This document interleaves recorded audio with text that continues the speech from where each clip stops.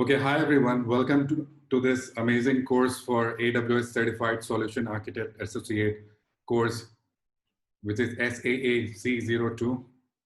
I'll be for the solution architect as well as the illustrator for this presentation for this evening.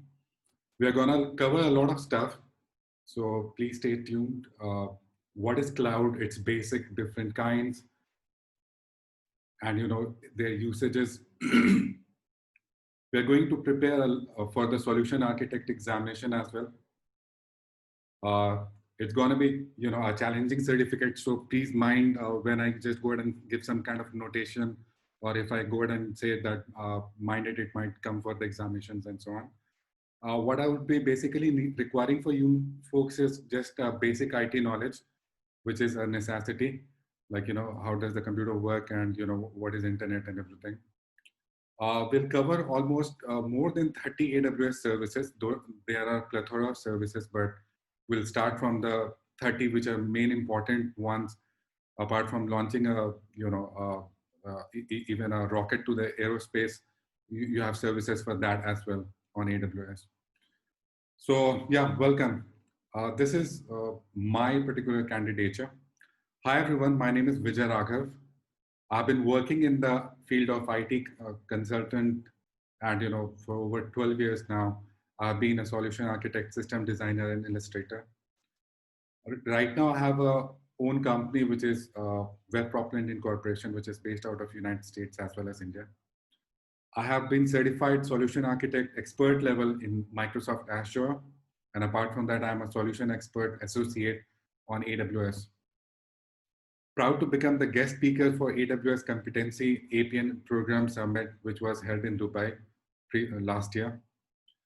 I helped the company to gather premium partnership with AWS partner networks and have certified professionals around 14 within my belly. So that helps us a lot. So below is the LinkedIn profile, which I've got. You can always go ahead and send a request so that we can stay tuned for all kind of updates whatsoever comes from any cloud platform, because this course is designed for AWS, but I generally keep on posting a lot of other cloud platforms as well. The best way to go ahead and ask any query or a question would be that you can directly mail me on my corporate email ID, which is vijay@webpropellant.com. And yeah, there's my ugly face towards the right and top. Let's move on. So yeah, there's an old thing and an old question which comes again and again to our minds, what is cloud? And most of us know the answer, but I'll be very precise. Cloud is nothing new. It has been for ages. I won't read it like a small kid that, everyone would be looking at the board and, hey, cloud refers to the server that has access over the internet and software and databases that can run on those servers. Rather, I'll just go ahead and give you the precise things you can, in the meanwhile, you can just go ahead and keep on reading or running through the slides on a skimmed look.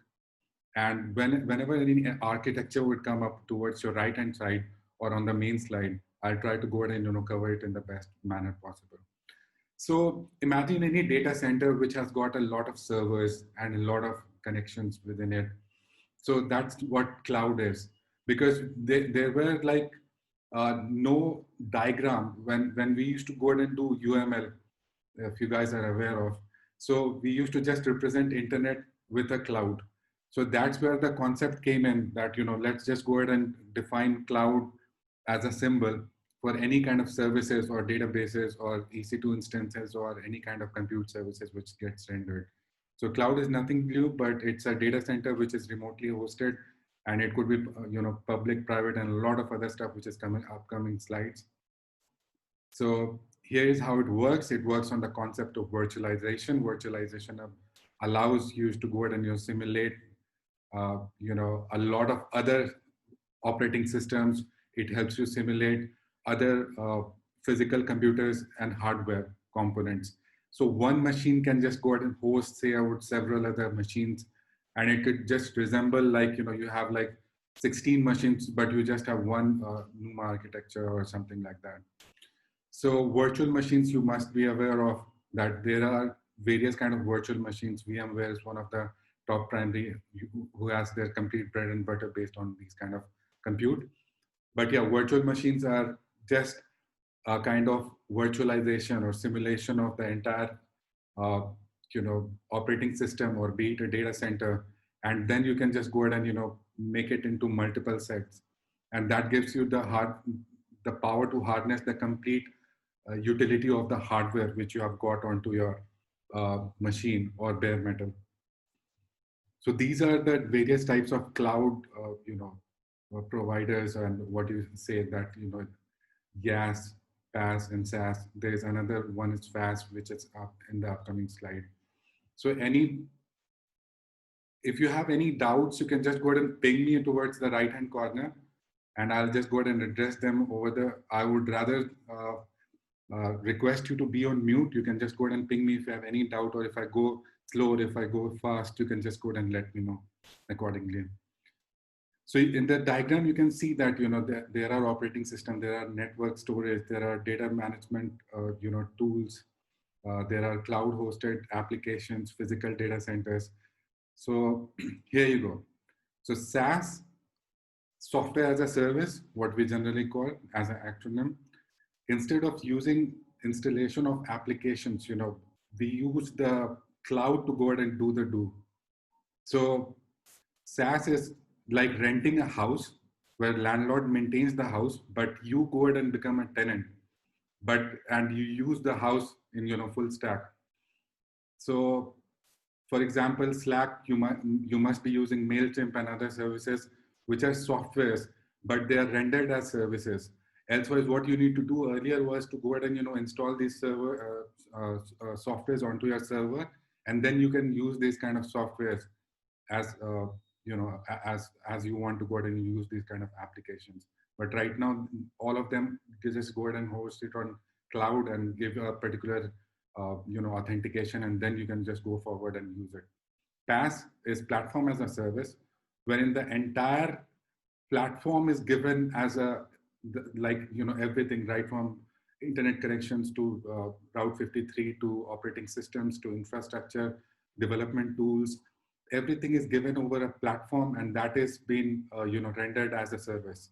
So this is known as Azure, and all of these are like the examples of PaaS. Going forward as infrastructure as a service, in this model, the company rents the servers and the storage to the cloud providers. Like, infrastructure, the entire infrastructure in totality, like, DigitalOcean or GCP or OpenStack, or there are several other providers in which, you can just go ahead and use the entire infrastructure as a service, followed by FaaS, which I told you, which has recently come up, serverless computing. We have a dedicated session over serverless computing. So never need to bother about, never be overwhelmed by these kind of terminologies like FaaS or anything. So serverless, in short, I'll just let you know right from the beginning, serverless doesn't mean that you don't have servers, but you don't maintain those servers. It just gets triggered, it acts, and it gets ended automatically. So these are called, function as a service. Going forward to the cloud deployment, there are various kinds of deployment, primarily are four. First comes private cloud. Private cloud is a kind of server or a data center which is wholly and solely dedicated to a particular organization, like IBM. They have their own private cloud, like all the banks, they have their own private cloud. So, and AWS also provides private cloud to other partners. But before moving ahead, can anyone answer, like, out of SaaS, PaaS, IaaS, and FaaS, what kind of services does AWS provides, or which category it would fall into?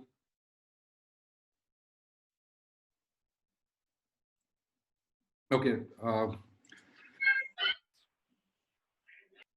Do we have an answer? IaaS. Okay. Yeah, you're right. So it consists of everything within, the running thing. It offers a plethora of services, which we'll be studying in the latest, slides.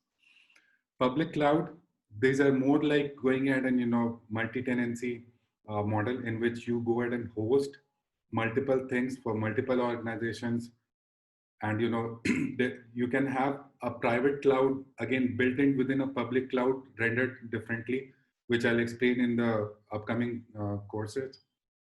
Hybrid cloud, which is a mixture of everything, a public and a private, and it could even have those legacy server machines of your own data centers of your own organization. Multi-cloud is something new which has come up.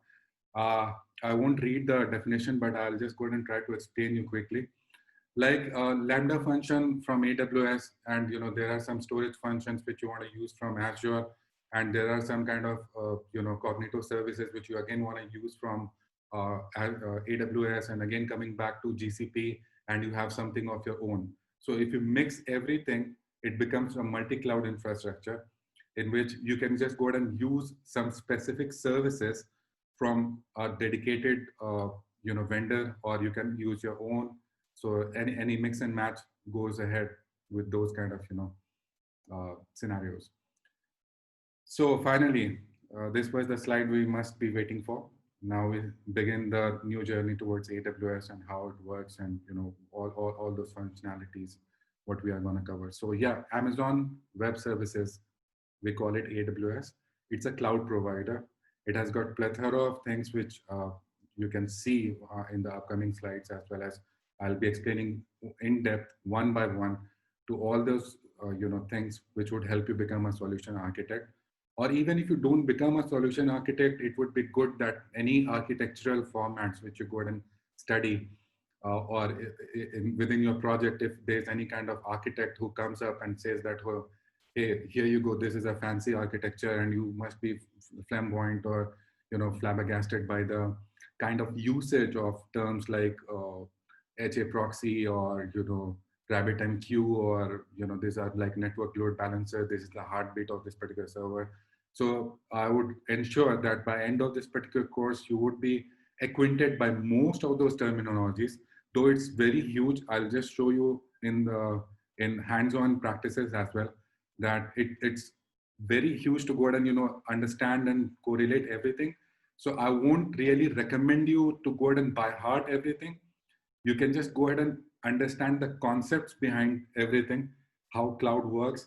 That's the only reason I drove you through the slides of what is cloud, and how are the cloud deployments, what are different kind of cloud providers, and so on and on. There's one more small slide which I'll just go ahead and quickly bring up over here, which would even illustrate it better.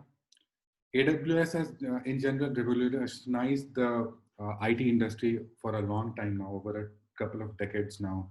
The largest, websites are hosted on, AWS, like Netflix and so on. So this is the entire suite which we are going to cover, right from EC2 to ECRs to ECS, Elastic Beanstalk, Lambda services, SWF gateways, and so on. So again, don't be overwhelmed right now that seeing these names which you don't know, but by the end of this course, you will be definitely knowing most of the stuff.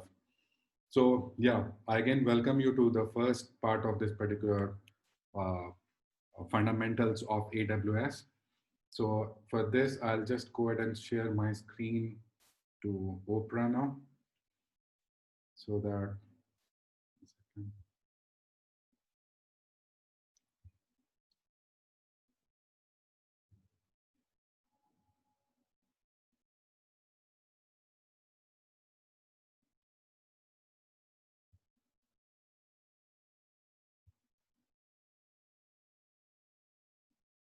so this is the training and certification module, and so any kind of doubts or any kind of things which you want to have, what are the classroom trainings, AWS certification benefits? Is my screen visible to everyone? Yes, it is. Wonderful. So this is the suite of, the graduation which you guys can just go ahead and look into forward for having, the basic is, of course, the cloud practitioner.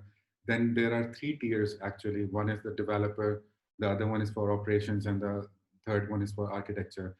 There are specialized courses wherein these are very hard to attain. Like you can count on fingers people who have, like, seriously worked hard and got this accolade within their curriculum vitae. that they are a specialist in terms of security or LXI skills or data analytics or databases or machine learning. Currently, we are focusing on solution architect professional. We'll be gradually moving towards, we are currently focusing associate, and we will be gradually even looking up to some of the cases for the professional examinations as well. Now, this is the management console, as everyone can see. So this is how the AWS entire management suite looks like, wherein you have always the plethora of services which I was talking about. So the things which you generally use basis the history that comes towards your left hand side. So if any guy is using Beanstalk, or if any guy is using CloudWatch most of the times, so it would appear on towards the left. I would always recommend that this is the search box in which you can just go ahead and find like anything like Cognito, and it would automatically come. Instead of going ahead and remembering that, you know, which particular service is under which particular genre, like audio, application integration. And if I ask you Amazon MQ is in the which, so these kind of question never comes in the examinations. This is, one second, let me just go and switch it off. Yeah, so I'm so sorry for that. So these kind of services are available on, if you talk about robotics, if you talk about anything, if you talk about any kind of customer engagements, or if you talk about machine learning, if you talk about any goddamn thing, you have huge number of services. Let me just go ahead and give you a background. They started with just 30 odd services, say about, a couple of, around 15 years back. Now they have a huge number of services, and they keep on increasing their services. Every year end, they go ahead and host a grand party, as well as a solution stack, kind of a seminar held in Las Vegas, wherein they go ahead and release the new services. So this was the ground station, which was being released previous to previous year. This gives you the agility to even launch a rocket from their station towards, the aerospace and so on. So unfortunately, I clicked on this, so it will take some time to go and navigate. But yeah, it gives you, your region is unsupported. So unfortunately, it's not available in Mumbai. So hope to see it soon. But I'll just go ahead and describe you everything about how the suite looks like and what are the resource groups and everything. So yeah, you can either, if you have missed on this particular thing that you don't want to look it into a group segment, you can always go ahead and channelize it with the alphabetic new order, in which all the A's would come in one group, so that it would be easy for you to go ahead and search for anything. If you are looking for Kubernetes, or if you're looking for MSK or anything, you can always go ahead and do that.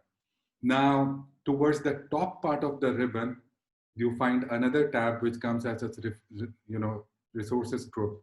You can always go ahead and create a particular group which is most used, and you can always pin them with this particular help. Like, if you use the licensing manager, or if you use, I use Lambda a lot.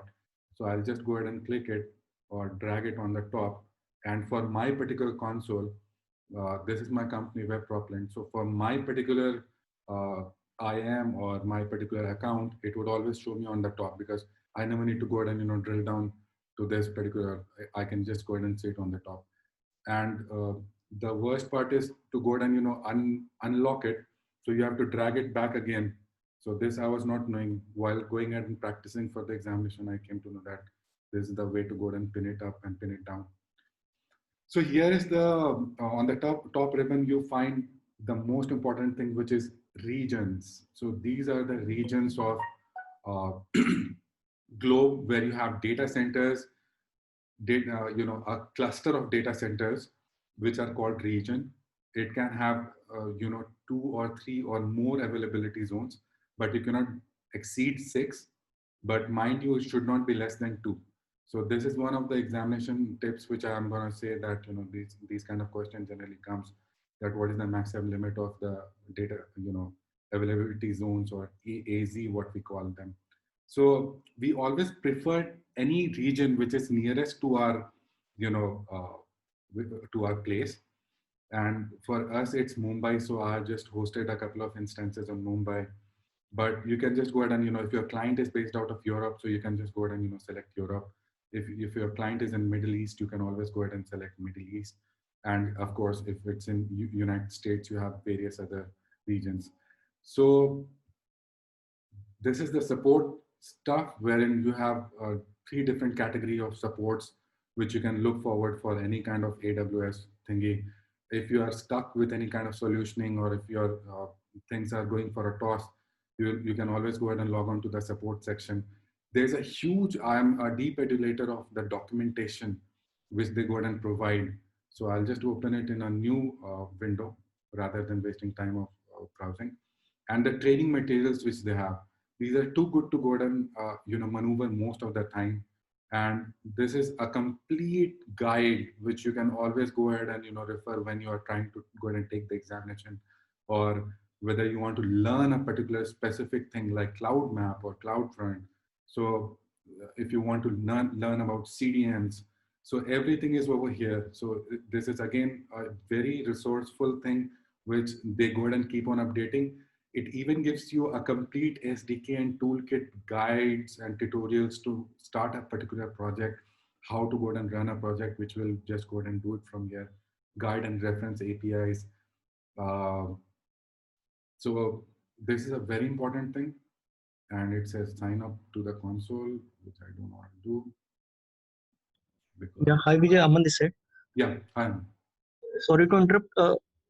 The concept which you told right now, like the reason wise, what was that you mentioned? It cannot be more than two. I'll just come down to that particular slide. Let's go to that particular section. AWS Global Infrastructure. Here you go.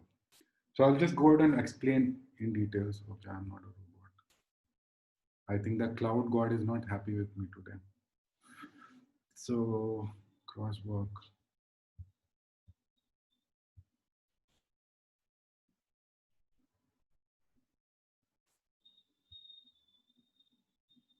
So here you go. So a very valid question which has been asked by Aman. I'll just go down. So these are the regions which I was trying to go ahead and explain. There are 24 launched regions. So regions are the cluster of data centers and 77 availability zones, which are currently allocated. So every region has got a availability zone. So this is the map. This is Mumbai. Now here you can see that we have got 3 availability zones, and it has been launched in 2016. The oldest, which I remember, is of Oregon or North Virginia. So I'll just go ahead and take you over there. So you can see that availability zones are 3 most of the times. Few of the small places like Bahrain or Spain is coming soon. Frankfurt has 3. So don't select a region which has got less than 3. There must be 2, I guess, in Sydney or somewhere. Okay, any which ways. So they have upgraded to most of the places. Now, why a particular, now why I'm an AWS fan, though I am certified with Microsoft as well? Because any infrastructure which has been given, it should be global, and the way you go ahead and communicate and correspond to the request per data, which comes in millions or zillions. So Dow Jones is one of the prime partners of AWS, and they are one of the biggest client as well. So they took an overnight decision to turn everything on a private cloud, which I discussed on the second slide, the different kind of clouds.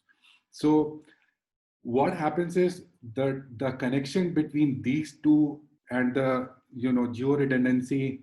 I'll try to go ahead and let me show you that particular thing. So let it load. In the meanwhile, I'll just explain.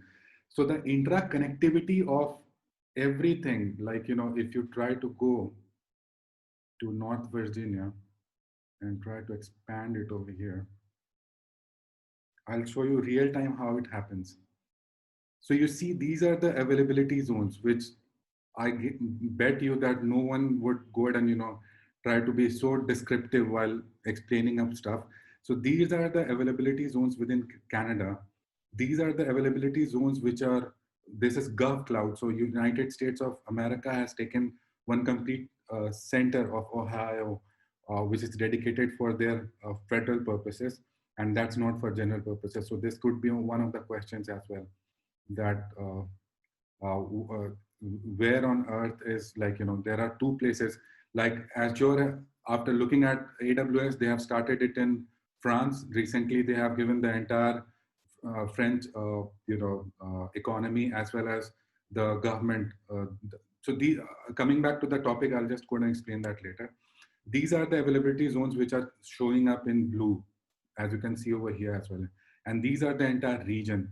So a region is nothing but a collection of various data centers. So these are data centers, and these are connected to all the all the, internal data centers with a fat pipe. So the thing we call it in terms of terminologies as backbone. Microsoft call it as backbone, but we call it fat pipe. Sometimes it's known as hyperoptic.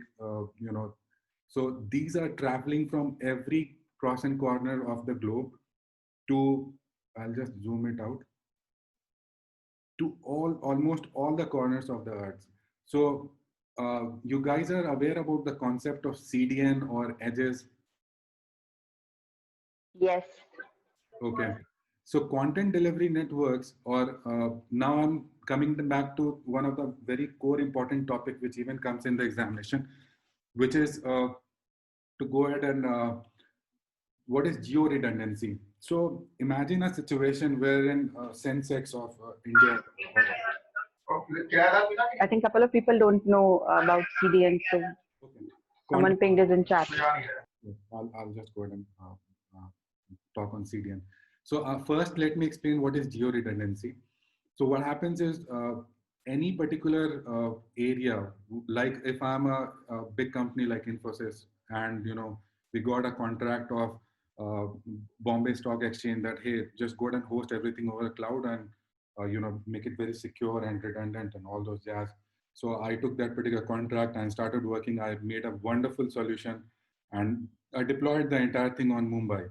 And Mumbai, unfortunately, some kind of tsunami, God forbid, but it hits Mumbai. So what would happen? The entire data center would go for a toss, be it any kind of region which you have over there. But yeah, uh, all of these regions would be affected. Sorry, this particular region of Mumbai would be infected, and all the availability zones, if they are very, very nearby, they would be infected. But if I just go ahead and do the same, that, I go ahead and replicate the same thing in Hong Kong, or if I replicate the same thing in Singapore, which generally people do these days for very, very valuable data. If it's not, there's a new term which has come up as data federation, or data, I'm missing on that particular term. Just a second. Data patronage. There are various terms coming up wherein you have to keep as per the law of the land, you have to just go ahead and keep the data within the states itself. Like, if India is a sovereign state, data sovereignty. So, sovereign state. So you need to keep the data of Indian civilians within the country itself. You cannot locate it to China or anywhere else. So all of these companies, they have implied to this particular new thing which has come up.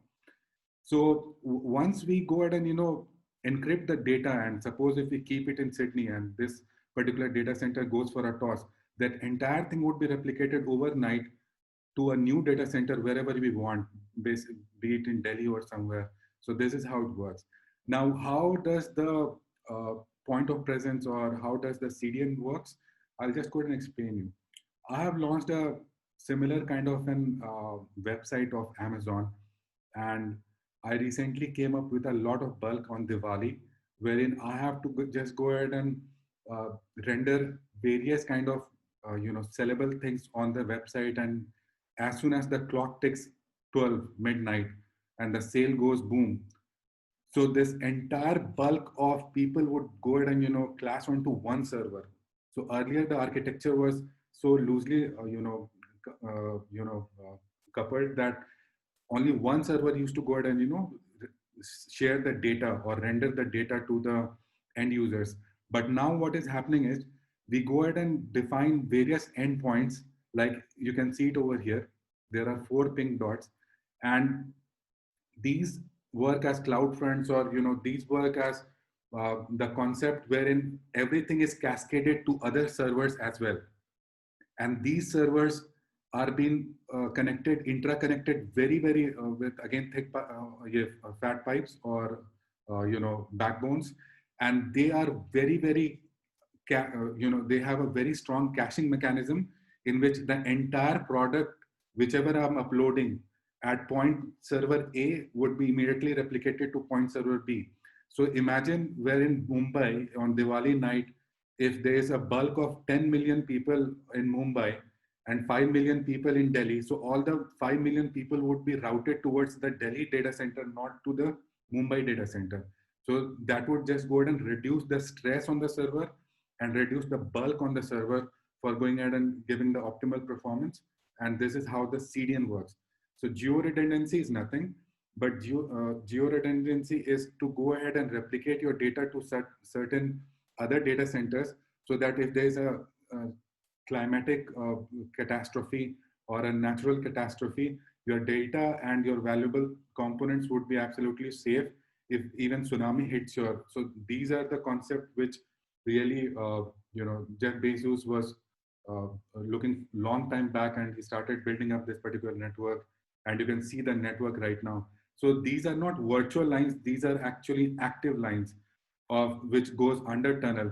Even Microsoft has got a huge backbone, but they are not as huge as as compared to this particular. And all those new points like Indonesia, they are new regions which are coming up, and they keep on updating it. So if you want to see it on a flat surface, here you go. So this is the real-time data centers which they have. These are the fat pipes which are connecting, intra-connecting everything.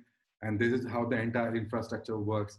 And mind you, they give you a 99.99997% of uptime, which is like seriously tremendous and commendable.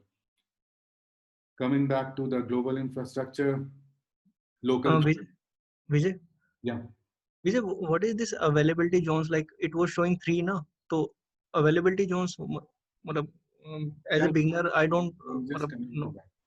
Hope you guys can see my screen now. Is it on the slide, or one second?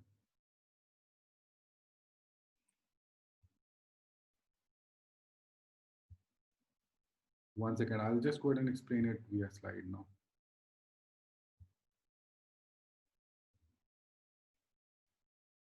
Okay, you folks can see the presentation?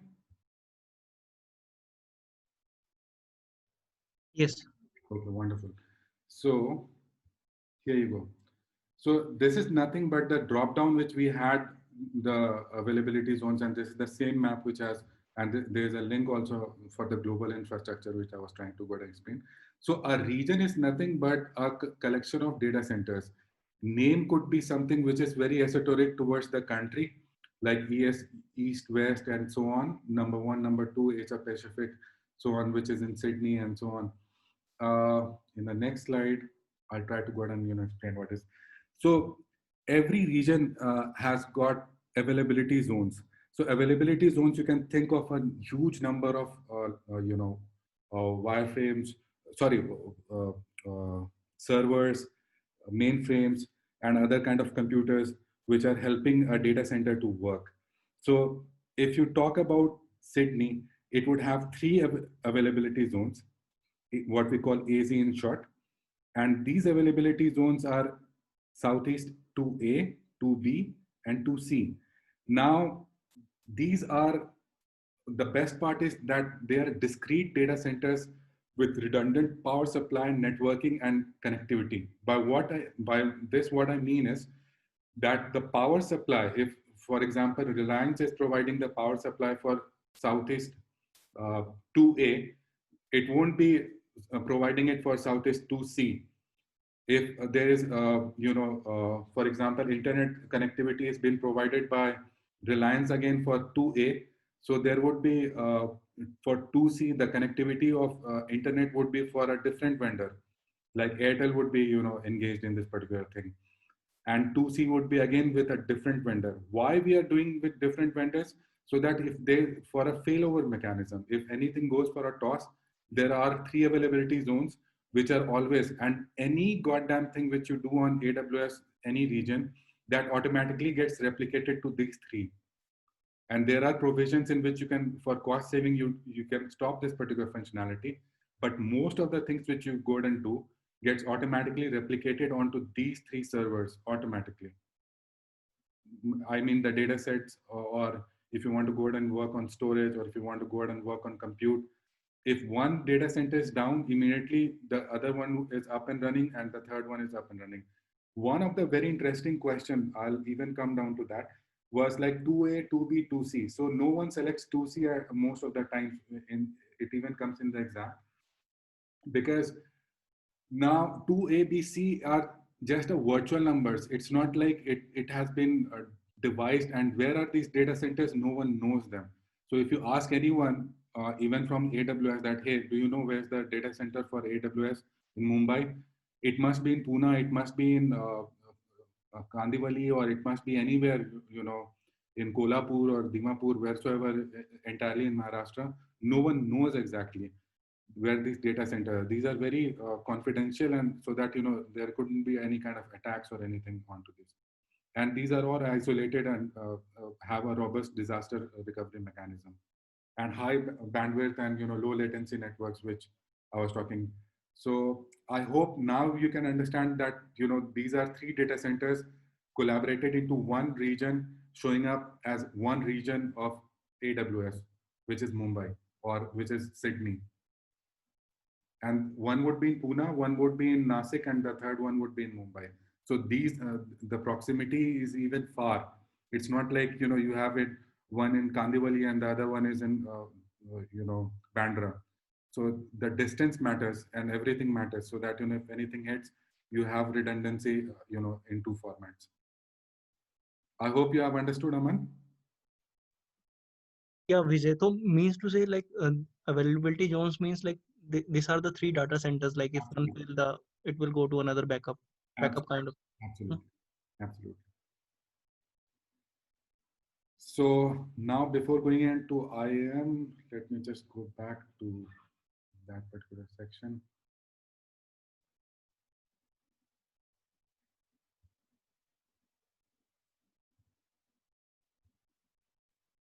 I have to share my browser, 1 second.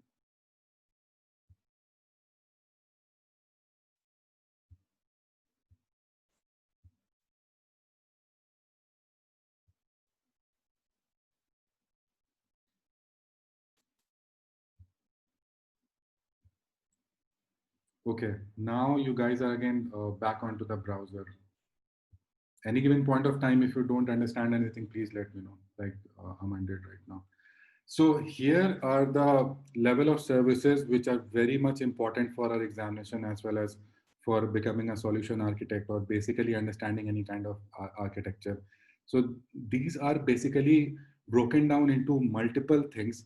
The first one of them is under the category of compute. Now, what does compute means?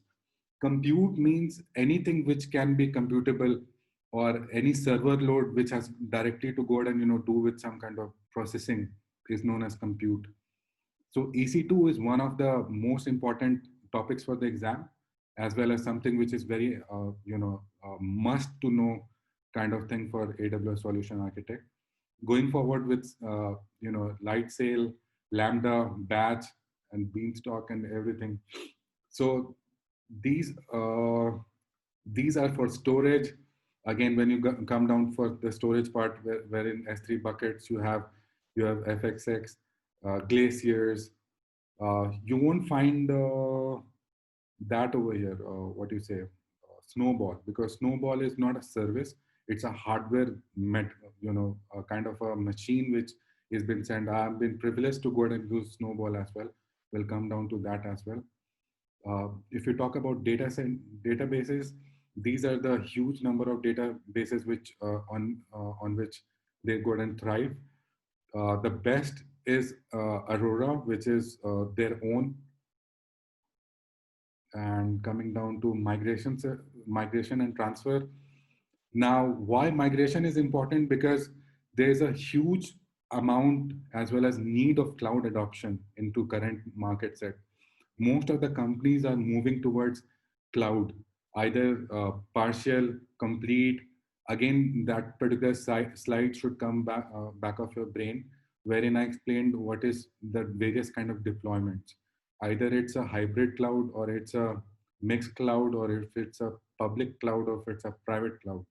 So these are the things which you would be required to know while going ahead and understanding the various mechanisms in which, how and when to go ahead and migrate to any kind of services over the cloud. This is something again very important, out of which I have explained one of the ingredients, content delivery. So this is CDN. As you can see, CloudFront, which I was mentioning over there, Route 53, API gateways, Direct Connect, AWS Mesh, and everything. So if you are more into IoT and so on, so I'll even try to go ahead and cover up this particular segment. Developer life has been very much easy and handy when it comes down to development on AWS, because it gives you the entire IDE platforms. It gives you code commit, gives you a complete suite of committing your code onto a kind of repository mechanisms, which can be loosely coupled. Either it can be back to the legacy servers, or it can be directly to the cloud as well. You have functionalities for robotics. You have functionalities for customer enablement, in which you have managed services, you have support, you have IQ, you have various other things. Satellite, which I've already told you, if you are trying to go ahead and make a station out somewhere in the space, you can even work on that particular coding. And if you want a launching pad, here you go, you have that as well. Blockchain services, quantum management governance. This is one of the most important aspect even for your examination. So I'm just trying to go ahead and run you through, so that you guys are not overwhelmed out of the huge number of services which we have got. We are not covering all of them. We'll be covering around 30 or 35 or maximum 40, so that you are good to go ahead to understand any kind of goddamn architecture which comes up on your face or on your presentation, and you say that, hey, I know now what is CloudFront, or what is CloudTrail, or what is OpsWork, and so on and on. Media streaming services is one of the most important things, which we are not going to cover, unfortunately, because this is the bread and butter for a lot of vendors as of today, like Amazon Prime itself is one of the prime contenders. You have Netflix, which people keep on watching. So this is the rendering of media from one corner to other corner of the world, with these fat pipes and the things which I have explained over there. That makes it easy that anything is going live on some corner of the world, and you can easily go ahead and stream it at the other corner of the world. And this is how infrastructure comes into place. And that's why I always ensure that always try and use AWS, because I'm so sorry for this. So yes, 1 second. Machine learning. So this is another interesting thing which I'm gradually going ahead with, is machine learning. You have in Azure, you have services like Emotion. You have Cantra and other services over here, in which SageMaker is for Deep Lens. Deep Lens is a wonderful hardware device, which I would try to go ahead and explain. Deep Racer. Again, these are huge number of machine learning things which you have got. And coming up to the security part, these are the security suites which they have to offer, in which we'll be covering tremendously on IAM, Identity and Access Management, Resource Management, Inspector, Certificate Managers, and so on and on, Mobile. So this is another segment which I think on your free time you can just go ahead and browse. Device farms and so on. So earlier device hub, there are like sleep beds. So these are like fancy terms which a lot of people might be using in kind of conferences. What happens is, earlier people used to go ahead and buy any company launched a mobile app, so they have to go ahead and test it on various kind of screen resolution, various kind of operating system, as well as various kind of hardware configurations, like with 2 GB RAM and 6 GB of graphics and so on and so on.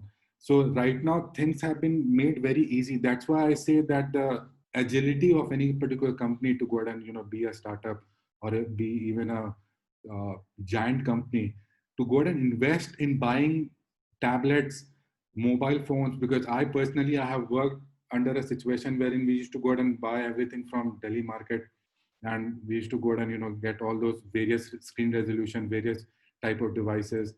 Now what they have given is they have given us a system bed, which I would go ahead and help you in device farms and amplify. What happens is now all those devices are simulated, and you can just go ahead and say that I have run this particular app and I've tested it on, say, about Apple iPhone 7, Apple iPhone 10, and Apple iPhone 9 on whatsoever. I'm not a big time Apple fan, so I don't know the various categories. But you can test it seamlessly on all the Apple devices, on all the tablets, and everything in one go. So these kind of things were never feasible in the earlier world. This is why cloud has to come into place, and cloud has made the life easier for even a small startup to go ahead and raise scale high or become a unicorn. Coming down to application integration, cost management, customer engagement, and so on. So Internet of Things is one of the most important things which we won't be covering, but yeah, that's a part of Alexa business for business and so on, Alexa Chime.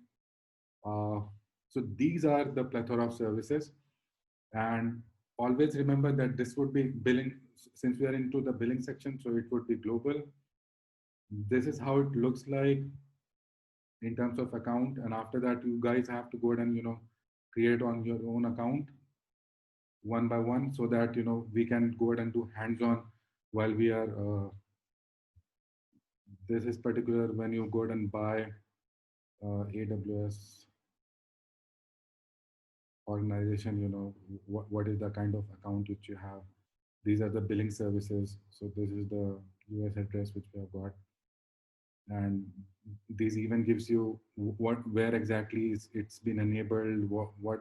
So trust me, if you just go ahead and, I'll teach you to go ahead and, even put in a budget, like, if you're scared that, your credit card would go for a toss. So you can always go ahead and, create a budget in which you won't exceed, say about, if you fix like $2, it should not exceed $2. You'll immediately get SMS notifications over your email as well as phone that, okay, it's going to exceed. So you can always go ahead and create a budget. So these things, cost budget or usage budget or, saving plans or anything. So these are in upcoming classes. So this is how, and why I wanted to show you at the beginning itself that this is how it looks like. And if I go to the current state, I'll just go ahead and, so going forward, I won't be using this particular account because this is live and production account, which I have got. And I'll just show you one thing, which is EC2, which is one of the most important, and which is virtual private cloud, because I keep on using that quite often. And we are even running out of time. It's 8:30 already. So this is how a particular instance looked like.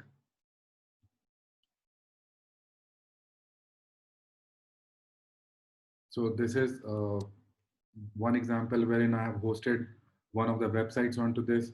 It's different kind of tiers. The state is running. And this is the public IP, which I'm not supposed to show, but yeah, no one's gonna hack my server.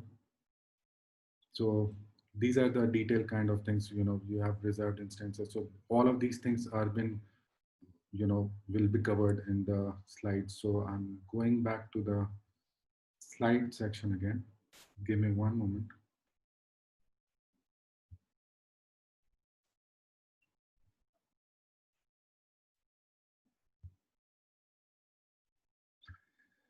So yes, I'll just go ahead and squeeze it a bit so that you can understand what is the class and nature of this particular course.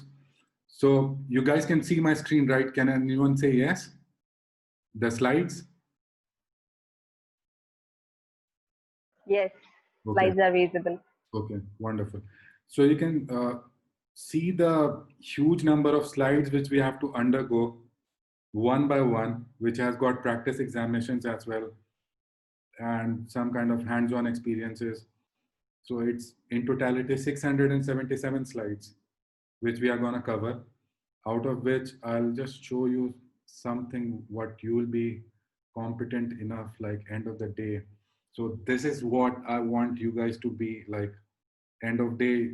If anything comes of this particular capacity, that okay, you know, hey, there are two VPCs and there are subnet inside, and you know, so I personally like these kind of architectures, you know, how to go and build them, what are the failures, what is DMZ, what is internet gateway, what is routing, what kind of mechanism of routing is being used, what is public and, you know, secure gateways, what is S3 doing over here, what is CloudWatch doing over here, what is DynamoDB, and you know how things have been communicated end to end, you know, to the corporate offices, or how things work from the internet and so on. So this is just a part and glimpse of things which I want to show you. So it has really taken huge amount of efforts to go ahead and, you know, make this presentation. So I guess you should earn it. And because, you know, this should not be shared on public notice, unfortunately, because most of the things are confidential. I would also try to go ahead and give you a glimpse why this particular certification and, you know, things are good for us, because we are prime partners with Amazon. And by this, what I mean is, we have got some classified artifacts in which they go ahead and give us the training material. So most of the things, what you can find over here, are directly been taken from there as well. Apart from that, there are various slides which we have built in person. But yeah, it has taken huge amount of time to go ahead and, you know, conclude this in terms of a presentation, which is like 670 slides. And it has got a lot of other stuff, hands-on experience. So next time what I'm going to do is I'll not waste time in creating accounts for everyone. Rather, you guys can just go ahead and it's an easy thing. It's a free thing for 12 months. I'll just show you how to do it, but you guys should do it in the upcoming classes and then try to go ahead and, you know, I'm sharing other screen right now. 1 second.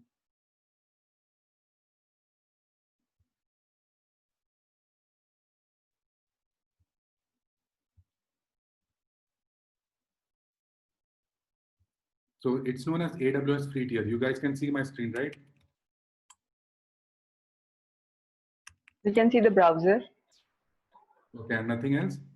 No, browser, you are typing something, right? So that's what we are seeing. Yeah. So this is the free tier in which there won't be any kind of things involved in terms of monetary. So you can just go ahead and come down. You can just type in AWS free tier, and here it would land you up to this particular segment. You can just go ahead and create an account wherein you have to give your email ID. It could be both your company email ID or your personal email ID. Confirm it with a password, and you have to give a credit card, which I told you on WhatsApp as well. And that would just go ahead and enable you to go ahead and create a account.